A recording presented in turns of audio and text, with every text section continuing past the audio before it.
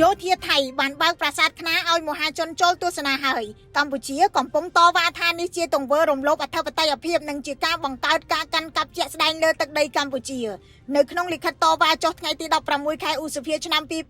2026ក្រសួងវប្បធម៌កម្ពុជាឲ្យដឹងថាភាគីថៃបានបើកឲ្យអ្នកទេសចរចូលទស្សនាប្រាសាទខ្នាជាសាធារណៈនិងរៀបចំពិធីសាសនានៅតំបន់នោះថែមទៀតផងកម្ពុជាចាត់ទុកថានេះគឺជាការអនុវត្តសិទ្ធិអំណាចដោយឯកតោភាគីនៅក្នុងទីតាំងរបស់ខ្លួនអ្វីដែលគួរឲ្យចាប់អារម្មណ៍มันមានសារព័ត៌មានធំរបស់ថៃចេញផ្សាយទូលំទូលាយអំពីការបើកប្រាសាទខ្នាឲ្យទេសចរចូលទស្សនានោះទេសេចក្តីប្រកាសព័ត៌មានរបស់ក្រសួងវប្បធម៌កម្ពុជាមិនបានបញ្ជាក់ថាថៃបើកប្រាសាទនេះតាំងពីពេលណាឡើយថ្មីនេះក្រសួងវប្បធម៌ថៃបានដាក់បញ្ចូលប្រាសាទខ្នានៅក្នុងបញ្ជីបុរាណស្ថានជាបេតិកភណ្ឌរបស់ជាតិថៃក្រសួងវប្បធម៌កម្ពុជាក៏បានជំទាស់ដែរសូមបញ្ជាក់ថាប្រាសាទខ្នាស្ថិតនៅក្នុងខេត្តឧត្តរមានជ័យរបស់កម្ពុជា